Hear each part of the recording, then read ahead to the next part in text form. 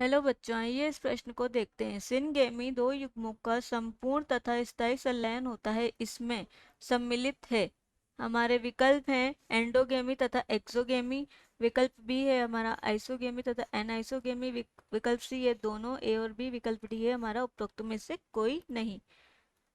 आइए इस प्रश्न की मुख्य अवधारणा देखते हैं।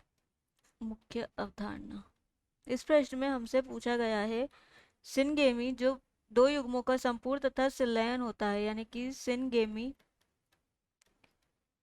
में क्या सम्मिलित होता है, क्या सम्मिलित है।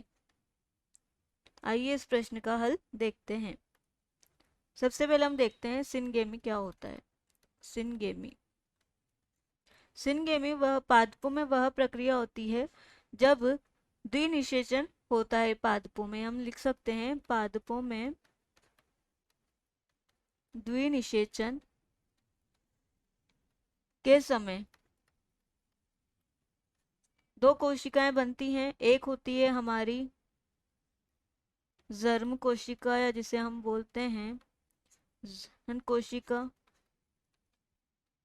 और होती है एक हमारी अंड कोशिका। इन दोनों के संलयन से हमारा बनता है जायगोट, जो होता है हमारा द्विगुणित। द्विनिषेचन में जनन कोशिक द्विनिषेचन में और क्या होता है, द्विनिषेचन द्विनिषेचन प्रक्रिया में जनन कोशिका या जर्म कोशिका और द्वितीयक केंद्रक मिलकर, द्वितीयक केंद्रक आपस में संलयन होकर एंडोस्पर्म का निर्माण करते हैं। एंडोस्पर्म का निर्माण करते हैं, इसे ही हम क्या बोलते हैं, सिनगेमी की प्रक्रिया कहते हैं। सिनगेमी में जब क्या होता है, दो युग्मकों का संपूर्ण, दो युग्मक होते हैं हमारे, उनका संलयन, जो संलयन होता है वह स्थायी होता है और संपूर्ण होता है। इस प्रक्रिया को हम कहते हैं सिनगेमी। तो सिनगेमी की प्रक्रिया में हमें पहली जो प्रक्रिया होती है वो होती है हमारी एंडोगेमी। एंडोगेमी एंडोगेमी को जब एंडोगेमी उसे बोलते हैं जब हम समान प्रजाति के नर व मादा में जनन होता है, यानी कि हम लिख सकते हैं समान प्रजाति के नर व मादा में जनन की प्रक्रिया होती है, उसे हम एंडोगेमी कहते हैं। जिससे क्या होगा, जिससे भी जायगोट का निर्माण होता है।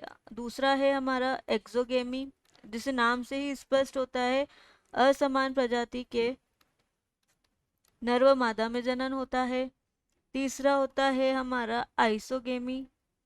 आइसोगेमी यानी कि जो इसमें युग्मक होंगे, इसमें जो युग्मक होंगे वह समान आकार के होंगे, समान आकार के युग्मकों मिलते हैं, यानी कि उनमें संलयन होता है समान आकार के युग्मकों में। और हमारा चौथा है एनाइसोगेमी, यानी कि जो इसमें युग्मक होंगे वह असमान होंगे। असमान युग्मकों में जनन की प्रक्रिया होती है, यानी कि असमान युग्मक आपस में मिलते हैं। यानी कि अगर असमान युग्मक, जैसे हम बोल सकते हैं अगर हमारा स्पर्म छोटा है, स्पर्म छोटा हो गया तो अंड हमारा हो गया बड़ा। ठीक है, ये हमारा अंडा हो गया, या स्पर्म बड़ा हो गया अंडा छोटा हो गया, तो इसे हम बोलते हैं एनाइसोगेमी। इसके द्वारा भी हमारा जाइगोट का निर्माण होता है। इस यानी कि हम कह सकते हैं स्पर्म और अंड के संलयन से जाइगोट का निर्माण होता है, जो एक द्विगुणित कोशिका होती है। अतः हमारा इस प्रश्न का सही विकल्प है विकल्प सी, ए और बी, जो कि सिनगेमी की प्रक्रिया में संलयन होते हैं, यानी कि सम्मिलित होते हैं। आशा है आप इसे अच्छी तरह समझ गए होंगे। धन्यवाद।